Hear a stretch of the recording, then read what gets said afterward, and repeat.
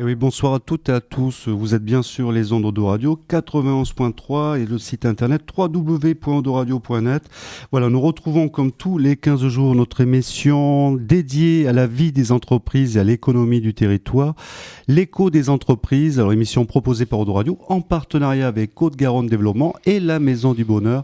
Donc émission co-animée par Jacques Blouin, directeur de Côte-Garonne Développement. Bonsoir oui. Jacques. Bonsoir Jean-Christophe. Et Alexia Eloli Castillo pour la Maison du Bonheur. Bonsoir Alexia. Bonsoir. Alors Jacques, on va présenter tout de suite le sommaire. Alors évidemment, on retrouvera ce qui est désormais coutume dans cette émission, un agenda des rendez-vous éco, et on peut le dire, il est très bien rempli pour cette quinzaine. On reviendra sur un outil d'hébergement des entreprises, à savoir les hôtels entreprises avec le bailleur Domo France. Et nous aurons sur ce plateau Marc-André, qui est responsable du pôle immobilier entreprise. Bonsoir Marc-André. Bonsoir. Nous aurons aussi des entreprises sur la thématique développement durable avec Netelec. Nous recevrons son gérant Aliane Altensoy. Bonsoir Aliane. Bonsoir. Nous aurons aussi une entreprise Betafluide avec son gérant monsieur Cyril Vézien. Bonsoir Cyril. Bonsoir. Et enfin, une association qui fait du conseil en info-énergie et de l'info sur l'énergie avec l'association L'Espace Info-Énergie. Et nous aurons un conseiller info-énergie en la personne de Marc Lagarigue. Bonsoir Marc. Bonsoir. Enfin, nous aurons aussi un coup de projecteur sur un centre de ressources sur l'écologie pédagogique en Aquitaine, à savoir le CREPAC. Et nous aurons la directrice du CREPAC en la personne d'Alissa Daoud. Bonsoir Alissa. Bonsoir. Et enfin, nous clôturons cette émission, Jacques et Alexia, avec une interview par téléphone, un phonique, comme on dit dans notre jargon, donc avec une entreprise qui a eu le soutien de Michelin Développement France. Donc c'est une fondation du groupe Michelin. Et cette entreprise qui s'appelle Handicol est un centre d'appel qui emploie en grande majorité, on y reviendra avec son directeur Jean-Philippe Jardin, que nous aurons par téléphone, donc qui emploie en grande majorité un personnel en situation de handicap. Donc rappelons que nous sommes cette semaine dans l'actualité, à savoir la semaine de l'emploi et de l'handicap, justement. Donc on y reviendra avec Jean-Philippe Jardin pour Handicol.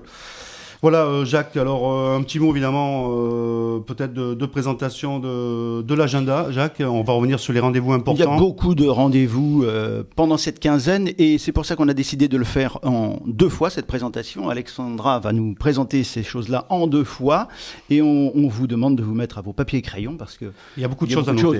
Mais ceci dit, Alexandra va aussi nous indiquer comment mieux repérer l'info, la relire, la revisiter. Voilà, donc Alexandra effectivement nous donne les informations sur la visibilité de cette émission. Évidemment, on est à la radio, mais il y a beaucoup d'informations qu'on peut avoir sur l'émission, et notamment des photos. Vous allez nous présenter le photographe de l'émission ce soir, et évidemment tous les réseaux sociaux communautaires sur lesquels est inscrite cette émission. On vous écoute, Alexandra. Merci beaucoup. En fait, on a un site à Facebook, facebook.com/éco-entreprise.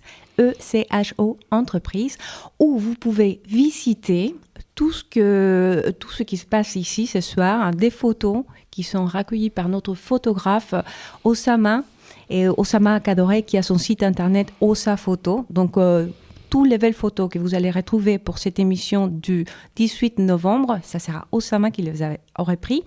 Et ensuite, notre agenda de rendez-vous, précisément où vous pouvez télécharger l'agenda, l'imprimer et récupérer toutes les informations que nous vous donnons ici ce soir, et suivre aussi toute l'émission sur la compte Twitter @émission éco ECHO. Donc on commence notre agenda bien rempli de rendez-vous éco par les permanences pour la création et les développements de l'entreprise tenues par Côte-Garonne Développement, et ça se passe demain, mardi 19 novembre de 10h à midi à la mairie de Monttoussaint, mercredi 20 novembre de 10h à midi à la mairie Ambarès-la-Grave, jeudi 21 novembre de 10h à midi à la mairie de Carbon-Blanc, et finalement jeudi 28 novembre de 10h à 12h à la mairie de Béchac et Caillou. Les inscriptions sont au 05 57 54 32 50, où vous pouvez envoyer un email à contact@hdgdef.com. gmail.com. Et ensuite, on enchaîne les événements parce qu'on a beaucoup d'événements et pendant ces 2 semaines à suivre. Et on commence jeudi 21 novembre à partir de 14h30. C'est les clubs des entreprises de Senon et la mairie de Senon qui co-organisent un forum découverte des métiers, table ronde entre acteurs économiques et institutionnels et un repas tradition bâtiment gigot bitume. Donc, si vous voulez aller bien manger, vous pouvez vous inscrire en appelant au 05 56 86 10 25. Il faut penser à leur demander la recette du gigot bitume. Ah oui, tout à fait. Au club des entreprises de Senon, Jacques. On ira. Ce sera un après-midi, une soirée très intéressante, mais c'est vrai que le gigot bitume est très attractif. Alors, on poursuit toujours ce même journée, le 21 novembre, jeudi prochain. Oui, jeudi prochain aussi, on a toute la journée. C'est la 17e édition de la Semaine pour l'emploi des personnes handicapées, organisée par l'Association pour l'insertion sociale et professionnelle des personnes handicapées ADAPT à Floirac. L'entrée est libre sur réservation au 0557 80 87 43 et plus d'informations sur le site de la ville de Floirac, ville-floirac33.fr. Et vendredi, toute la journée, au Palais des Congrès d'Arcachon, aura lieu la 4e édition des Carrefours du débat et les trophées de l'entreprise organisés par le club d'entreprise du bassin d'Arcachon. Donc, si vous voulez augmenter votre carnet d'adresses, aller faire du business avec le bassin d'Arcachon, c'est l'opportunité. Plus d'informations sur le site internet www.ledebat.com. D'accord, ça sera vendredi 22. Et on passe à samedi, Alexia. Alors. Samedi 23 novembre, c'est le Forum social de Bordeaux. Tous à cette importante rencontre. Le thème, c'est l'économie solidaire et savoir partager, l'échange réinventé. Donc, il y aura des rencontres, débats, ateliers et animations. Venez nombreux pour en savoir plus. Rendez-vous sur le site de la ville de Bordeaux, bordeaux.fr. Et on finit cette première partie avec un événement important le lundi 25 novembre à 19h. C'est l'apéritif de la création 2013 organisé par la Chambre des métiers et de l'artisanat, co-organisé avec Haut-des-Garonne Développement pour les nouveaux chefs d'entreprise artisanales. Très bien, Jacques. Alors, peut-être un petit mot sur cette dernière information, Jacques Bois. Un petit mot avant d'entamer notre interview avec notre invité prochain. Oui, enfin, le 25 novembre, donc lundi, à 19h, on reçoit au CIF, donc dans les locaux de Haut-de-Garonne Développement, des créateurs d'entreprises. Ils seront accueillis par Yves Petitjean, le président de la Chambre des métiers, et nous travaillerons sur la présentation des facteurs clés de succès de la jeune entreprise. Et puis, il y aura un échange libre sur la création d'entreprise et sur les premiers mois d'activité.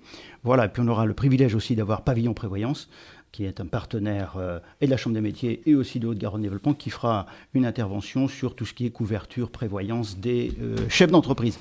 Voilà, c'est le 25 à 19h. Bon, c'est noté, Jacques, très bien. Voilà, et puis maintenant, bien, nous avons le plaisir d'accueillir M. Marc-André, donc directeur du pôle immobilier d'entreprise à Domo France. Comme vous le savez, chers auditeurs, tous les 15 jours depuis la rentrée, nous invitons quelqu'un qui nous parle de structures d'accueil, d'hébergement, d'entreprises ou d'espaces de coworking. Ça a été aussi le cas la dernière fois. Alors après espaces de coworking, après les pépinières, après les coopératives d'activité et d'emploi, eh bien, il nous a semblé important d'inviter M. Marc-André pour nous parler des hôtels d'entreprise, de leur gestion. Voilà, Jean-Christophe. Très bien, très bien. Donc on va dire bonsoir, rebonsoir Marc-André. Jacques l'a dit, vous êtes responsable du pôle immobilier entreprise à Domo France. Donc peut-être avant de revenir sur effectivement l'immobilier d'entreprise, et souvent on en parle par défaut, hein, même ici dans cette émission, on dit que souvent finalement c'est souvent dur à trouver à la fois un emplacement pour un atelier, une entreprise, voire des bureaux. Donc on reviendra évidemment sur cette thématique qui, on va dire, qui est importante dans le monde de l'entreprise. Mais avant ça, peut-être un petit mot de présentation pour ceux qui ne connaîtraient pas encore ce bailleur social qu'est Domo France. Un petit mot d'introduction quand même sur Domo France, Marc-André. Oui, bien sûr. Donc Domo France, c'est le principal bailleur aquitain. C'est une filiale du CILSO, hein, qui est un des principaux collecteurs du 1% logement. Son parc se compose d'environ 22 000 logements aujourd'hui. Il offre des solutions, on va dire, pour accompagner les locataires dans leur parcours résidentiel, en leur proposant aussi bien des logements en locatif au début de leur carrière, souvent, mais aussi des solutions d'accession sociale à la propriété, soit dans le neuf, soit dans l'ancien. Mais pour d'autres cibles, par exemple, nous avons aussi des solutions telles que le logement étudiant et les hôtels d'entreprise pour les jeunes entrepreneurs. Alors justement, les hôtels d'entreprise, l'immobilier d'entreprise, alors comment on en vient quand on est un bailleur social, comme Domo France, comment on en vient à se soucier, à trouver peut-être des solutions, on va le voir à travers ces créations d'hôtels d'entreprise. Voilà, comment c'est venu finalement? Il y a eu une historique, ça fait à peu près une dizaine d'années que vous êtes saisi de cette thématique-là? Oui, c'est tout à fait au début des années 2000, en fait, pour répondre aux objectifs de mixité des quartiers, mais aussi pour contribuer au développement économique sur les zones franches urbaines. Domo France s'est rapproché d'un certain nombre de communes de la rive droite afin d'élaborer, de mettre en place une nouvelle réponse immobilière, un nouveau produit permettant aux toutes petites entreprises, on parle des TPE, de pouvoir trouver des solutions d'accueil, d'hébergement qui soient conformes à leur premier pas et à leur niveau d'activité. Donc en fait, chacun a apporté ses compétences, ses moyens, que ce soit les collectivités territoriales, la CUB, le conseil régional, le conseil général, le FEDER, et les villes de Floirac, Lormont-Senon et Bordeaux. De manière à pouvoir trouver à la fois des fonciers, trouver les ressources permettant de sortir le bon programme au bon prix et, in fine, pouvoir proposer des loyers qui soient finalement plutôt discount par rapport à l'offre actuelle. L'idée est de quand même proposer une offre plutôt low cost qui est aux alentours de moins 30% en dessous des prix du marché. Oui, donc ça, on comprend tout de suite l'intérêt, effectivement, pour des jeunes entreprises. Alors, je crois savoir qu'il y a eu 2 axes d'action dès le départ, à la fois travailler sur l'existant, le bâti existant, avec notamment des activités en pied d'immeuble, et puis après une politique carrément de construction, d'investissement. Vous pouvez revenir sur ces 2 axes d'action? Alors voilà, en fait, il y a vraiment deux axes très, très distincts. D'une part, apporter à nos résidents, ceux qui vivent dans nos immeubles, des services au plus proche de chez eux, c'est-à-dire des services, ça veut dire un médecin, une boulangerie et tous les services qu'il convient des commerces de proximité, d'avoir à proximité. Donc ça, Domo France, en fait, a une politique maintenant avec pas mal d'années de recul, assez proactif pour pouvoir attirer d'une certaine manière une certaine forme d'excellence dans les quartiers et ne pas avoir de la proximité au rabais. Donc ça, c'est quand même une ligne importante, puisqu'on a aujourd'hui en gestion environ 450 lots commerciaux oui. Sur l'agglomération. Donc c'est pas négligeable, quoi. Tout de même, c'est de la vie dans les quartiers, en pied d'immeuble. Absolument. Ça anime, c'est ces animations qui rend les quartiers aimables et la vie plus agréable. Social. Tout à fait, créer le lien social au cœur des quartiers. Donc ça, c'est vraiment la première axe. Voilà, ça c'est l'axe principal.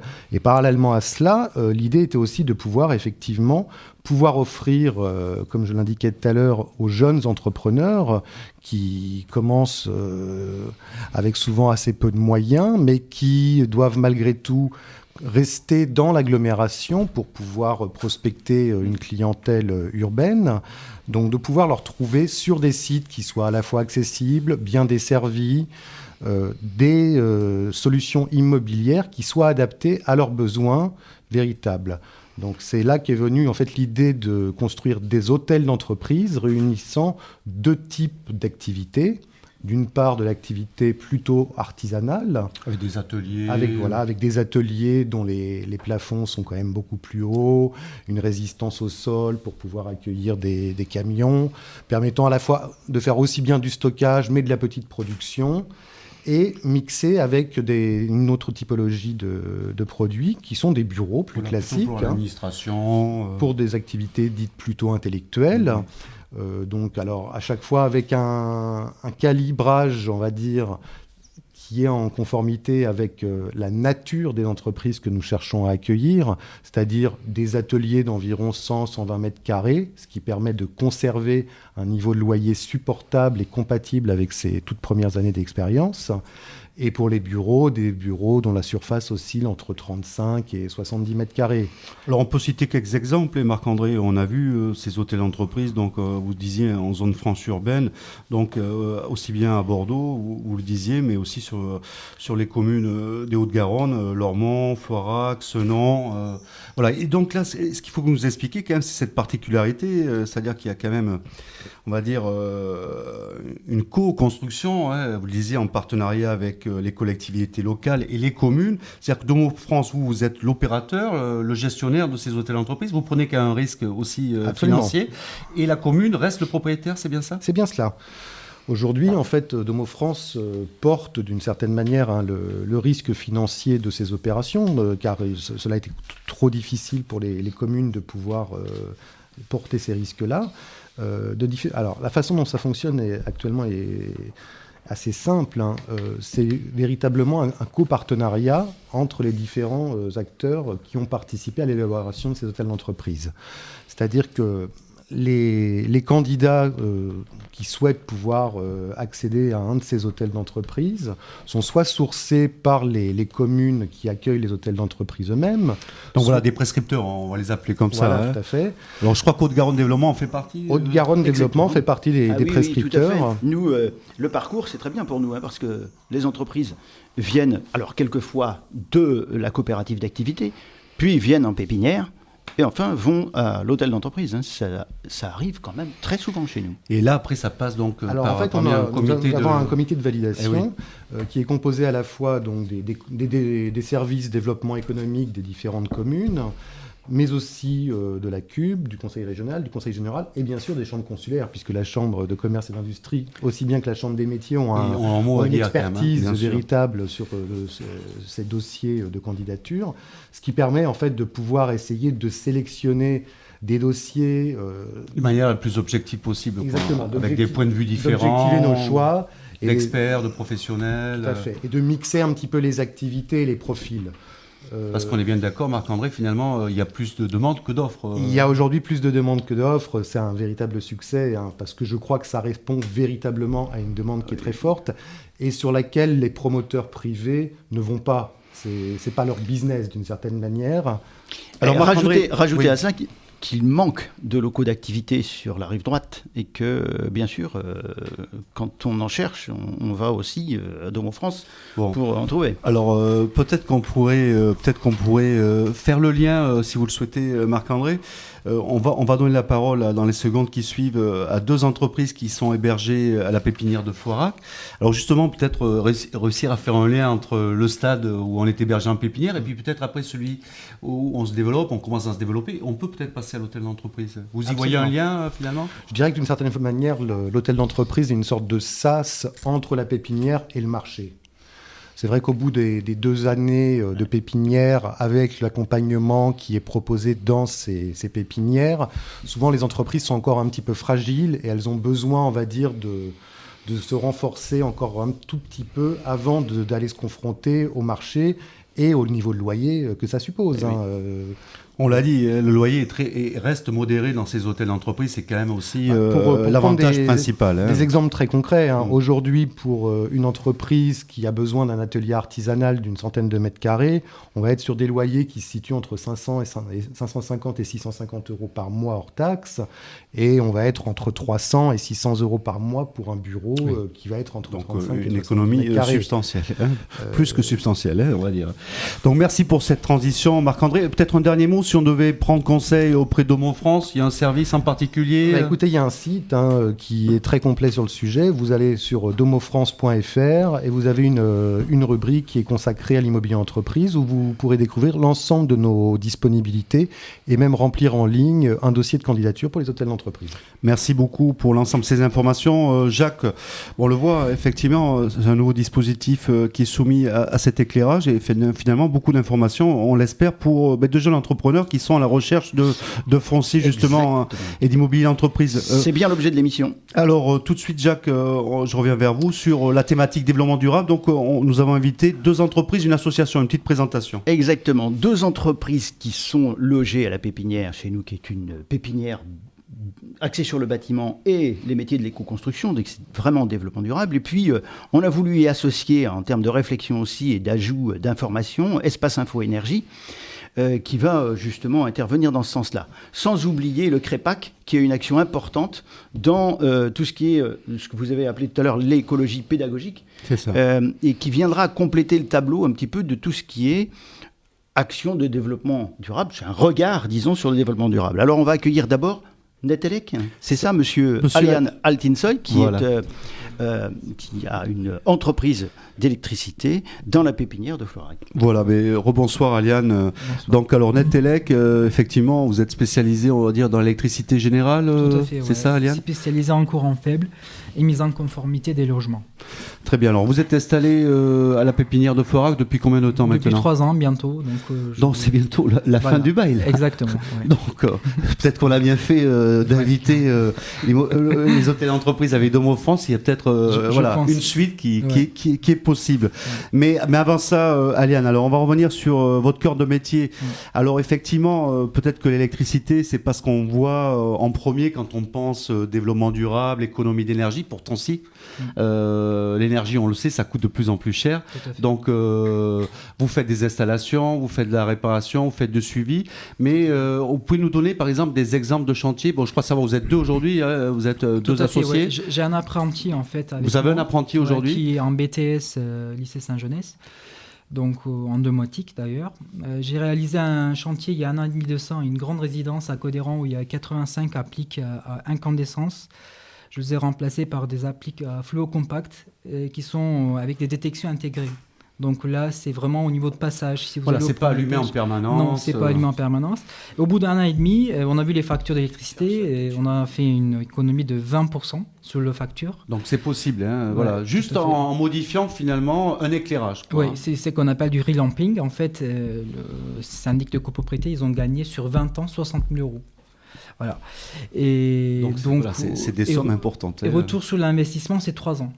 Donc, au bout de 3 ans, ils sont... Donc aujourd'hui, quand on veut faire de l'économie d'énergie dans la maison, il faut aussi repenser le circuit électrique, l'alimentation, l'éclairage. Tout à fait. Surtout au niveau du chauffage, je pense qu'en mettant des gestionnaires de chauffage, si on arrive à baisser d'1 degré, on gagne 7% sur la facture d'électrique, donc c'est pas mal.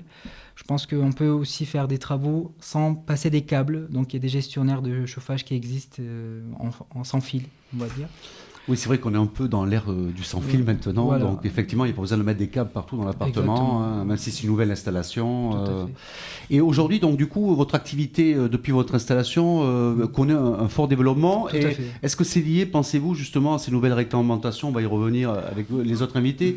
Toutes ces nouvelles réglementations thermiques et qui obligent donc les gens à se poser des questions. Ou alors, s'ils font des constructions neuves, à y penser parce que c'est obligé. Mais pour ceux qui font aussi la rénovation, à se poser les bonnes questions, peut-être. Oui, pas tout à fait pour moi, pour mon métier, pas tout à fait. Hein. C'est sûr qu'il y a des choses à améliorer dans une maison, mais c'est plutôt par l'électricité. Il y a des choses à faire, mais c'est pas l'isolation, c'est pas... Bon, on peut faire l'économie d'énergie avec l'électricité, on est bien d'accord. Hein. On est bien d'accord. Ouais. Et d'après ce que je sais, l'entreprise marche bien, vous êtes en plein développement, vous disiez que vous aviez un apprenti que vous formiez en ce moment, mais vous êtes en cours de recrutement d'une troisième personne. Effectivement, ouais. Là je commence à avoir beaucoup de travail, donc il faut embaucher quelqu'un. Ouais. Alors si des fois on voulait prendre conseil auprès de votre entreprise, bon on le sait, vous êtes situé au site de Florac, on redonne l'adresse, Jacques et rue Jean-Alphonséa à Florac, le centre d'innovation et de formation de Florac. Très bien. Mais sinon, un numéro de téléphone, un email. Mon numéro de téléphone, c'est 06 69 65 94 72. Mon adresse email, c'est netelec33@yahoo.fr.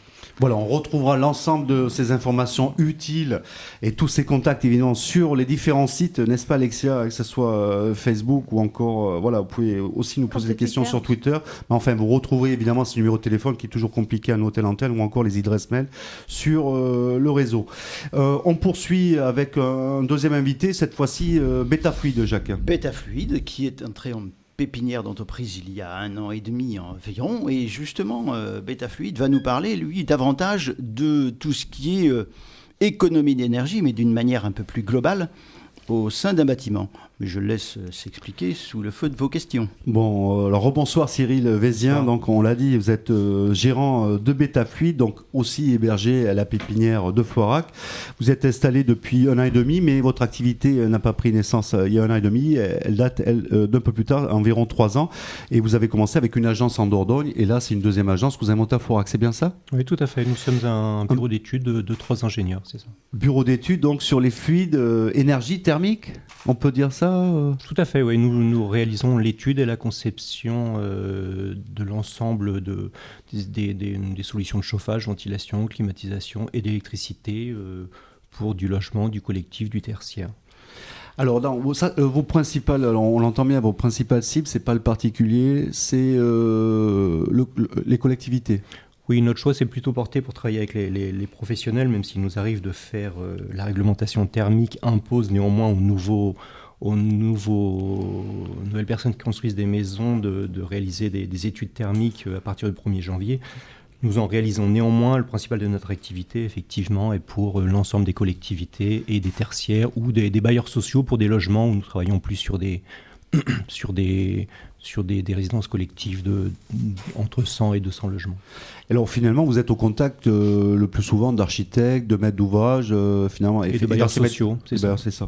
Et vous êtes, finalement, on vient chercher une réponse quand on vient vous voir, on vient chercher une réponse à cette nouvelle réglementation thermique, c'est ça? Bien, l'objectif d'un bureau d'études depuis tout le temps a été de réaliser, de concevoir les solutions de chauffage et électrique et de climatisation, etc. Mais la réglementation, cette nouvelle réglementation qui s'est appliquée... environ depuis 1 an? Oui, c'est ça, une petite année, a réellement modifié les exigences aujourd'hui par rapport à il y a environ 5 ans. On a quasiment divisé par 2 les besoins énergétiques, que ce soit pour le logement ou que ce soit pour du tertiaire. Et ça continue de baisser, c'est-à-dire que... Donc la révolution est déjà en marche, on a envie de dire. Tout à fait, ouais, mais l'impulsion a été donnée, c'est un choix politique, à diminuer, à rendre plus sévère la réglementation thermique, mais naturellement, les fabricants, en fait, l'effet direct, c'est que les fabricants ont proposé des solutions plus performantes qui répondent à la réglementation. De ce fait, les entreprises ont appris à utiliser ces matériaux. Et puis, à présent, eh bien, on continue tous les jours à proposer des solutions plus performantes pour des coûts d'installation toujours plus faibles. Et très concrètement, on a aujourd'hui divisé par 2 les coûts d'exploitation. C'est notable. Bon, on le voit. Je suis très fier que la pépinière de l'éco-construction serve à abriter des entreprises qui favorisent les économies d'énergie.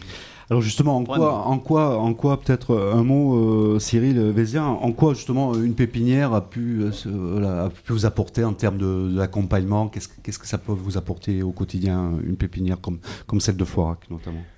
Eh bien, comme vous le disiez tout à l'heure, une petite entreprise qui se crée est fragile parce qu'il faut connaître bien plus que son métier, il faut avoir des bonnes connaissances, y compris sur toute la partie, sur le volet social, sur le volet administratif, comptable, etc. Et il est, à mes yeux, très important d'être suivi. De toute manière, je pense que c'est démontré à travers le taux de réussite des entreprises qui restent.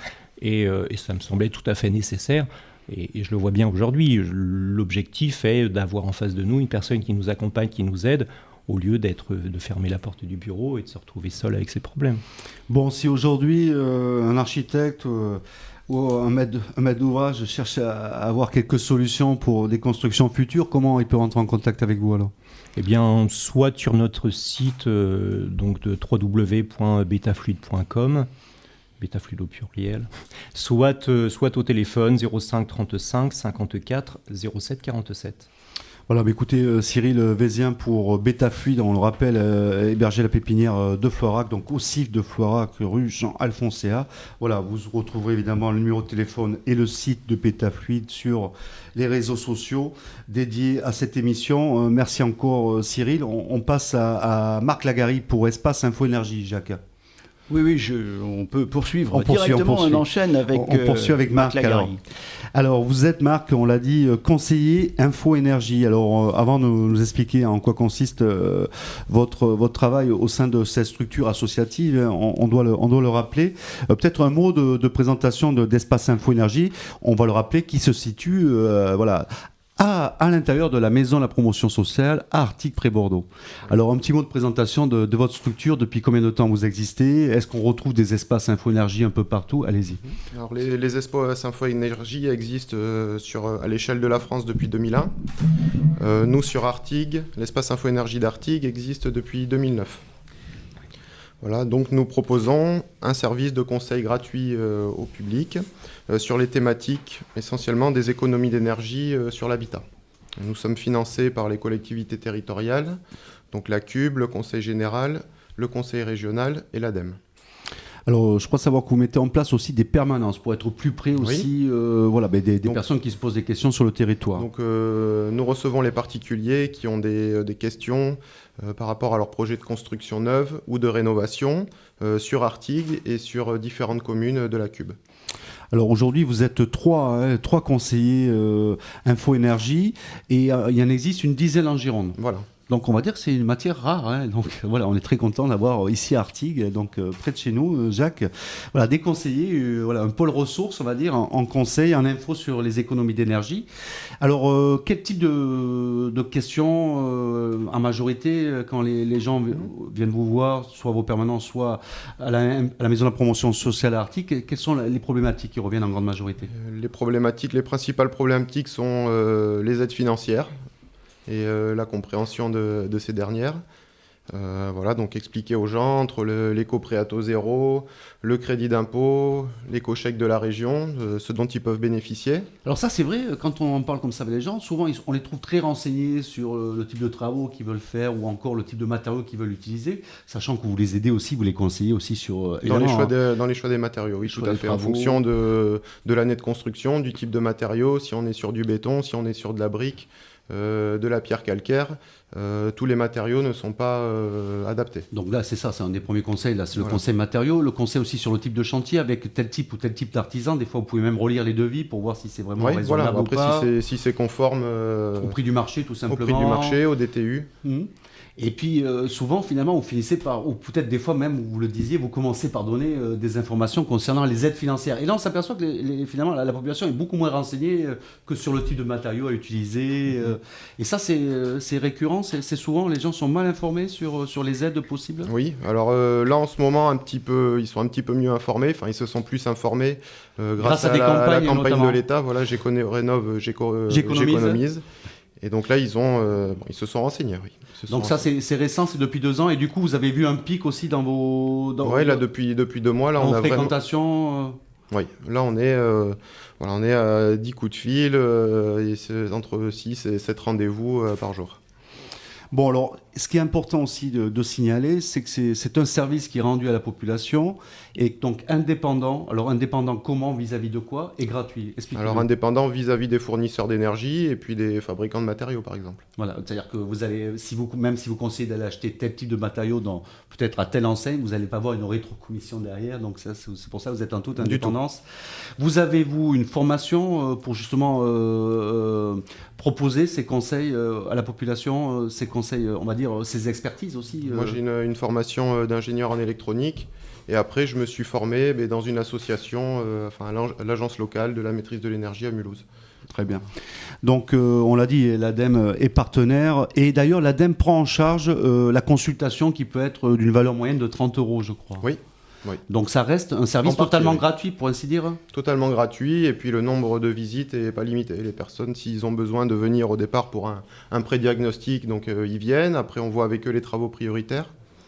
Ensuite, ils font faire des devis par rapport à ces travaux-là et ils peuvent revenir nous donner, pour qu'on leur donne notre avis. Très bien. Donc, on le rappelle, l'espace Info-Énergie, situé à la maison de la promotion sociale à Artigues près Bordeaux. Comment on fait pour vous joindre? Un numéro de téléphone, un site internet? Oui, alors un numéro de téléphone, le 05 56 77 33 23. Le site internet www.espaceenergie.info.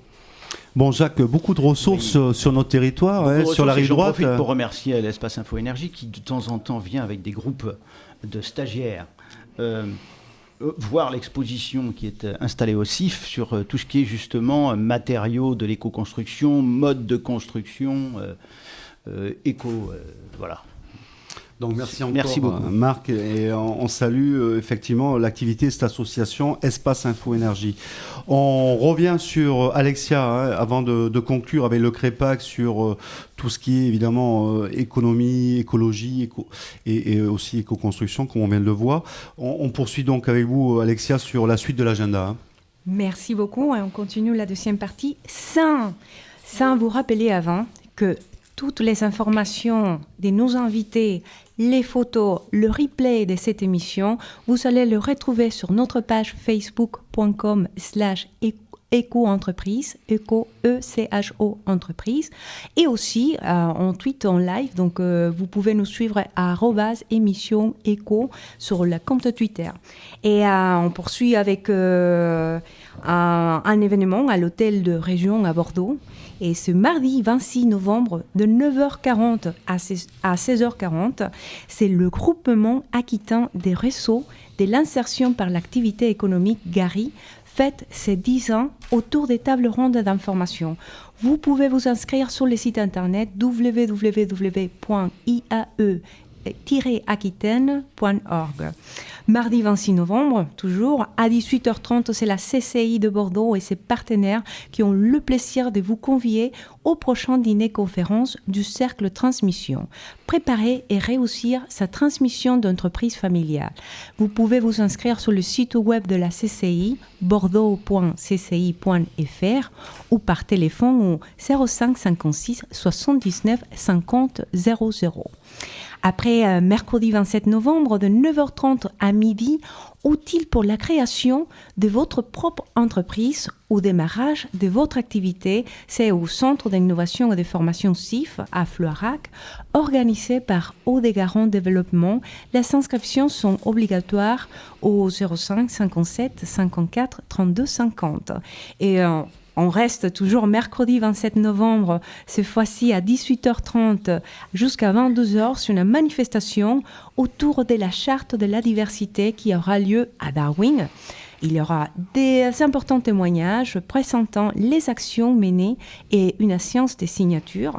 Pour vous inscrire et en savoir plus, au 07 78 63 85 01. Voilà, c'est la fameuse étape bordelaise et tout Tour de France de la Charte de diversité. Mais on en dira un mot juste après avec Jacques Blouin. Oui, on poursuit, Alex. On continue. Jeudi 28 novembre de 9h30 à 14h, c'est le centre d'information APAF de Bordeaux qui vous ouvre ses portes et vous invite à découvrir son nouvel espace pédagogique. Plus d'informations au 05 56 77 27 20 ou par email formation.bordeaux@apaf.com. Et toujours jeudi 28 novembre, à partir de 18h, c'est le colloque Happy Entrepreneur. C'est au pôle universitaire des sciences de gestion Bordeaux-Bastide, organisé par l'Association pour les droits à l'initiative économique. Ce colloque est destiné aux jeunes candidats à la création d'entreprises.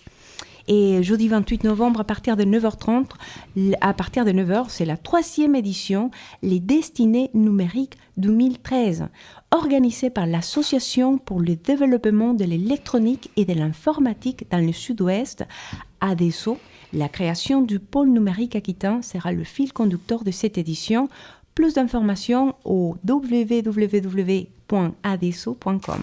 Très bien. On finit avec le vendredi 29, Alex. Oui, c'est notre dernière date, vendredi 29 novembre de 8h30 à 10h30. C'est un petit déjeuner autour des témoignages sur cette certification. C'est la certification Label Origine France Garantie.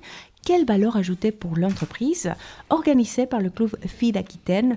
Vous pouvez vous inscrire au 05 56 40 94 20 ou sur www.fidaquitaine.com. Voilà, concernant cette dernière information, Alexia, Label Origine France Garantie avec le FID Aquitaine. Voilà, on le recevra sur Odo Radio le mercredi 27 dans le journal de midi, entre midi et midi 30, voilà, pour nous parler de cette manifestation. Jacques, vous vouliez revenir en quelques mots sur le Tour de France ? Non, sur celle-ci, là, dernièrement. On coopère nous aussi avec FID Aquitaine, on soutient dans cette action parce que c'est important pour nous d'entraîner des entreprises sur cette thématique du label Origine France.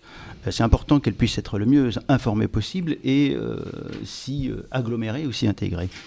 Non, simplement Le Tour de France de la chaire diversité, Ouais, on y reviendra sur notre tout à prochaine l'heure, émission. Si on a le temps, parce que je vois que l'heure tourne. Donc on passe au Crépac, Jacques. Au Crépac, oui, parce que c'est Alexandra qui a eu la bonne idée, lorsqu'on a préparé cette émission, on voulait absolument parler de l'environnement durable, d'inviter le Crépac. Alors le Crépac, le Centre de ressources d'écologie pédagogique d'Aquitaine. Voilà, nous avons le plaisir de recevoir la directrice du Crépac, à savoir mademoiselle Alissa Daoud. Bonsoir Alissa. Bonsoir. Donc voilà, en quelques mots, voilà un petit historique. Ça fait combien de temps que ça existe? Alors vous êtes une association, c'est bien ça? C'est ça. Alors le Crépac, c'est une association qui est basée à la Maison de la Nature et de l'Environnement, qui se situe à Bordeaux dans le quartier de Sainte-Croix. Et donc, c'est une structure associative. Donc, le Crépac, ça veut dire Centre Ressources d'écologie pédagogique d'Aquitaine. Nous sommes une équipe d'environ 12 personnes, 6 salariés et 6 services civiques, et puis un certain nombre de bénévoles aussi. Alors, quelle est vos principales activités finalement, le Crépac? Alors, notre principale activité, c'est assez large, c'est de promouvoir et de contribuer à la transition écologique en Aquitaine.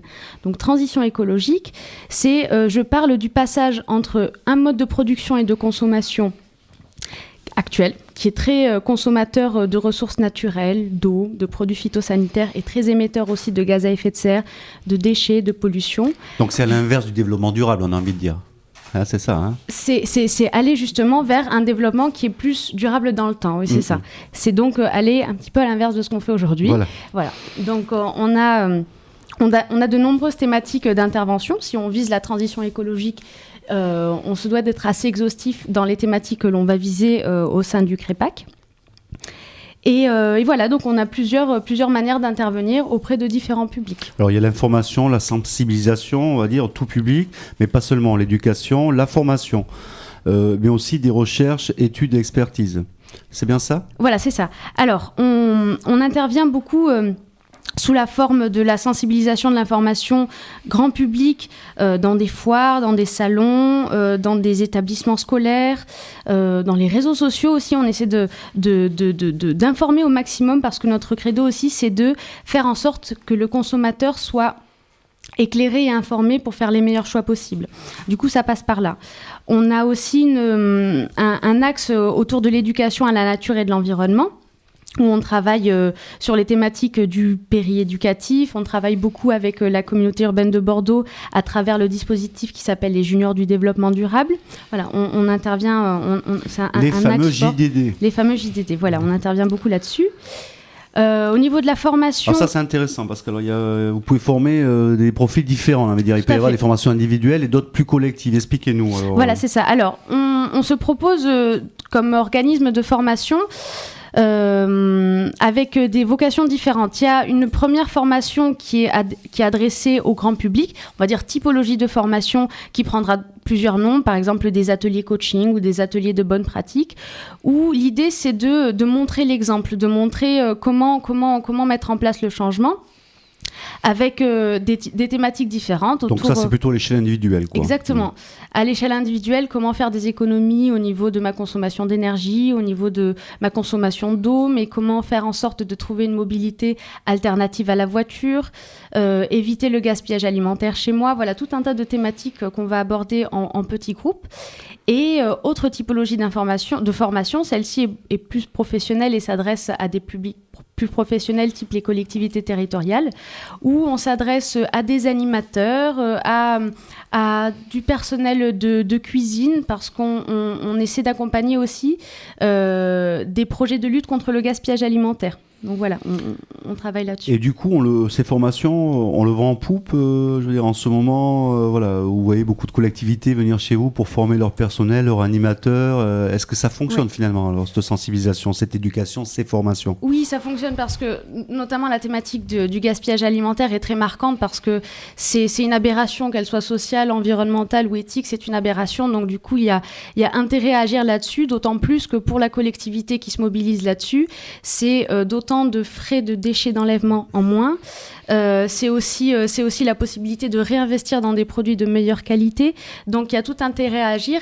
Et pour faire du lien avec ce qu'on disait tout à l'heure sur l'évolution de la réglementation, il y a aussi un facteur législatif qui pousse à avancer là-dessus, c'est-à-dire que les producteurs de biodéchets doivent, d'ici quelques temps, auront l'obligation de valoriser ces déchets, de les trier. Donc d'où la nécessité... Que les déchets deviennent une nouvelle énergie finalement. Quoi. Exactement, d'où la nécessité de diminuer cette quantité-là.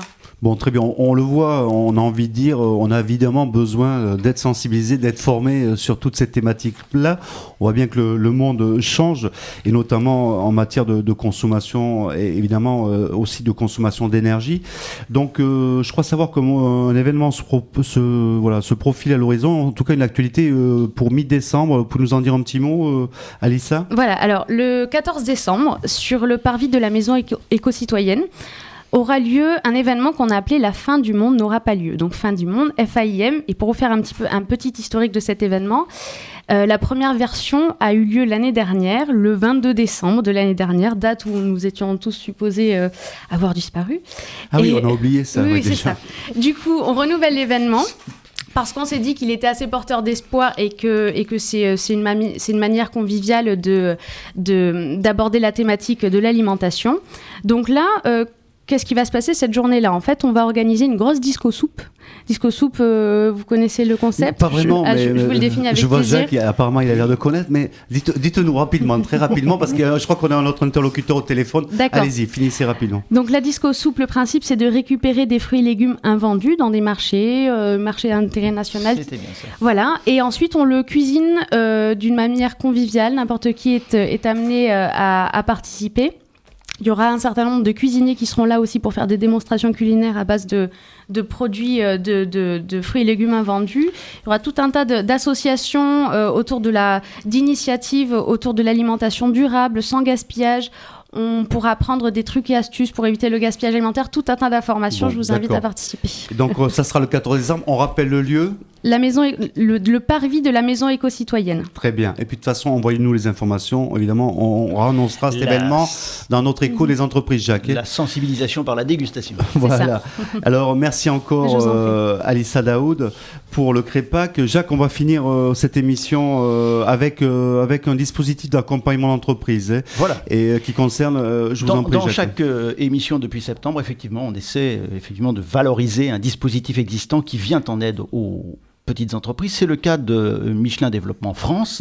Michelin nous soutient les bassins d'emploi dans lesquels il est implanté de deux manières, en aidant financièrement des entreprises d'une part, mais aussi en aidant par la mise à disposition de cadres de leur entreprise pour aider et soutenir la réflexion, la stratégie, le développement, l'organisation de la TPE. Bon, et on va donc avoir aujourd'hui, je pense, ce qu'on va voir avec un témoignage. témoignage de Jean-Philippe Jardin, qui est directeur général d'Andicol. Et on salue au passage d'ailleurs les intermédiaires qui ont permis la réalisation de cette interview. Outre, évidemment, Jérôme Solaire, qui est à la régie, mais bien sûr, je pensais à monsieur Stéphane Servanti, chargé de mission à Michelin, et bien sûr aussi Sophie Perrier, voilà, qui nous a donné le contact de Jean-Philippe Jardin. Jean-Philippe, vous nous entendez ? Oui, très bien, bonsoir. Bonsoir Jean-Philippe, heureux de vous retrouver sur Odo Radio 91.3, voilà, avec nos invités autour de ce plateau. Donc avec vous, Monsieur Jardin, donc on l'a dit, vous êtes directeur général d'Andicol. Donc on aimerait évidemment que vous nous expliquiez comment a fonctionné ce dispositif d'accompagnement d'entreprise organisé par la Fondation Michelin Développement en France. Mais avant ça, peut-être parlez-nous de votre entreprise et vraiment de la spécificité de ce centre d'appel, de ces centres d'appel, parce que je crois savoir qu'il n'y a pas uniquement à Bordeaux. 4, ouais. Vous êtes à Tours, à Lyon, à Chartres. Mais la principale spécificité, c'est quand même que vous employez, je crois, en très très grande majorité, des personnes en situation de handicap. Alors présentez-nous votre société. Bon, en fait, Andicol, c'est un groupe de 4 entreprises adaptées. Donc vous avez cité les implantations, Bordeaux, Tours, Chartres et Lyon. Et une entreprise adaptée, c'est une entreprise qui a un agrément avec la direction du travail. Et on doit embaucher 80% de travailleurs handicapés. Et aujourd'hui, on est 180 personnes. Ça veut dire qu'on a un peu plus de 160 travailleurs handicapés. Voilà, c'était à souligner dans cette semaine de l'emploi et de l'handicap, Jean-Philippe Jardin. Exactement, on tombe la bonne semaine, tout à fait. Alors en fait, il y a un autre dispositif qui existe en France qui est une loi de 2005 sur le fait que toute entreprise de plus de 20 personnes doit avoir 6% de travailleurs handicapés. Tout à fait. Si les gens ne l'ont pas, ils payent ce qu'on appelle la contribution AGFIP. Ouais, voilà. Mais ils ont une possibilité de se dédouaner de 50% de cette contribution en sous-traitant auprès des EA. Alors les EA, c'est les entreprises adaptées, pardon, et des ESAT.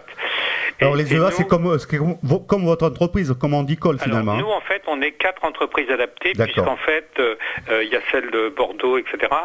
Et on est spécialisé dans le monde de la relation client. C'est-à-dire qu'en fait, on a des gens qui sont au téléphone pour des grosses entreprises. Alors je vous citerai nos clients, c'est SFR, Canal+, Harmonie Mutuelle, pas mal de banques du groupe BPCE. Et ces gens-là nous confient des opérations qui vont d'opérations simples comme des suivis de baromètre qualité à des opérations beaucoup plus complexes comme la gestion de leurs clients. Quand vous gérez les clients de l'Harmonie Mutuelle, il faut connaître la sécurité sociale, les détails de la mutuelle. Oui, donc on le voit, des postes qui peuvent être très très spécialisés. Hein. Alors, sachant que, si vous voulez, c'est des gens qu'on emploie qui ont été pour la plupart, compte tenu des pathologies qu'ils ont eues dans leur vie, qui ont été éloignés de l'emploi. Et notre sujet, c'est de les intégrer... De les former, bien entendu. Voilà, de les intégrer dans le monde du travail, après les former, et pour ceux qui le souhaitent, ils peuvent retourner dans ce qu'on appelle le milieu ordinaire. Bon, voilà un bel exemple finalement d'insertion de personnes en situation de handicap dans une entreprise. On le voit, c'est possible, avec cet exemple très positif, Jean-Philippe Jardin. Alors un mot, si vous le permettez, sur ce dispositif d'accompagnement qui est encore méconnu par de nombreuses personnes, à savoir ce qui a été mis en place par Michelin Développement France, et comment vous, finalement, vous le vivez de l'intérieur. Qu'est-ce qui a été mis en œuvre auprès de votre entreprise ? Alors, en fait, j'ai rencontré les gens de Michelin un petit peu par hasard, si vous voulez, dans la chambre de commerce de Tours et ensuite sur Bordeaux. Et ces gens-là nous accompagnent de plusieurs manières.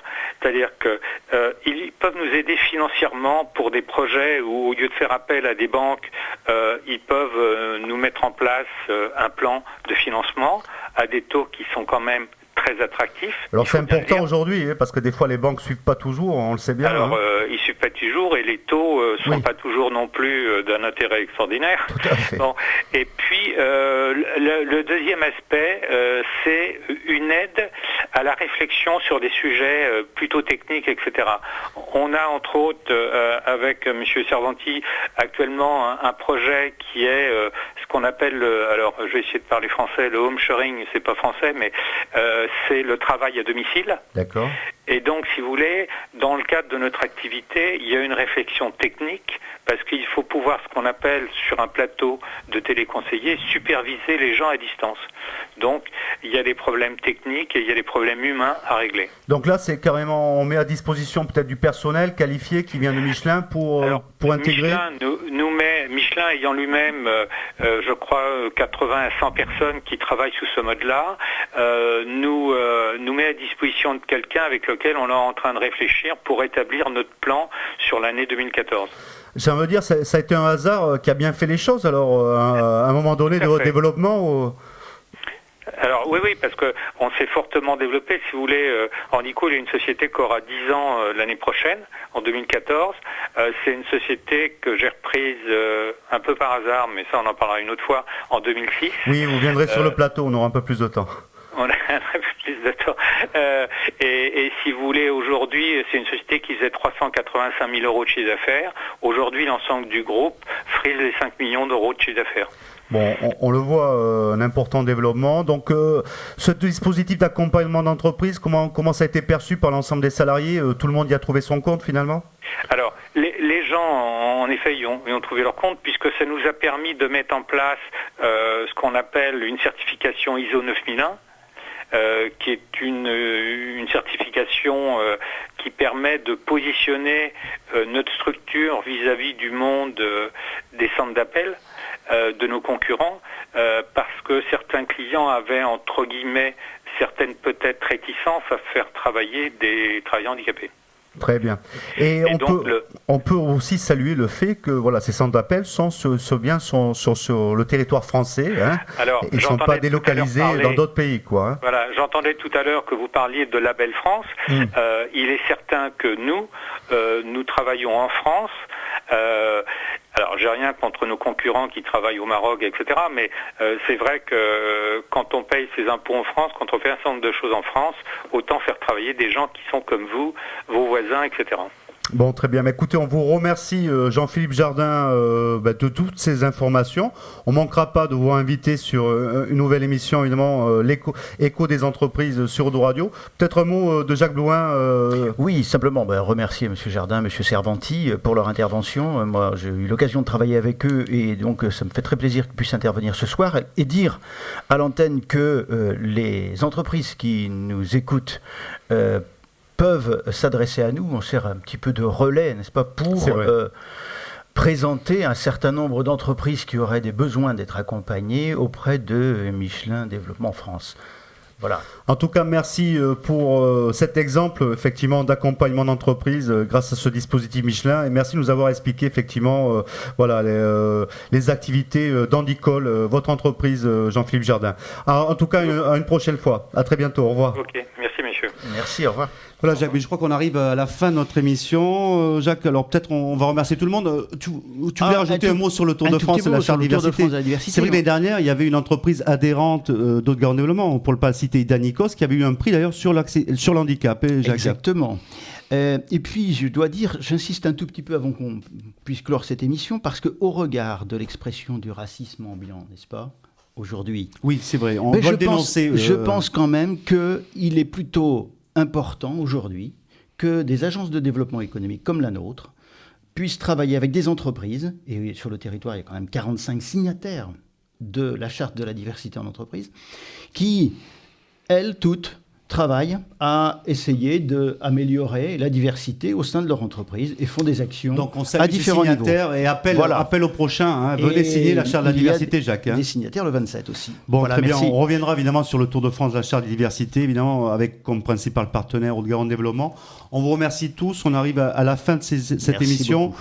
On remercie évidemment Marc-André pour Domo France. On remercie Aliane Altinsoy pour Netelec. On remercie Cyril Vézien pour Beta Fluide.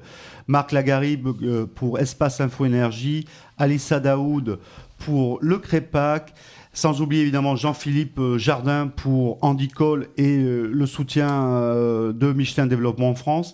On finit peut-être par remercier le photographe Alexia et puis nous donner le prochain rendez-vous dans 15 jours. C'est bien ça ? Tout à fait, dans 15 jours, donc lundi 2 décembre, nous nous retrouverons ici. Cependant, vous pouvez retrouver le replay de cette émission sur notre page facebook.com/éco-entreprise. On remercie Osama Kadoré pour les photos, osafoto.com. Et voilà, donc on a une nouvelle émission. Voilà, on remercie encore Jérôme à la régie. Et on salue nos amis Lacuna qui sont déjà dans la place. On laisse vite le plateau. Au revoir à tous. Merci.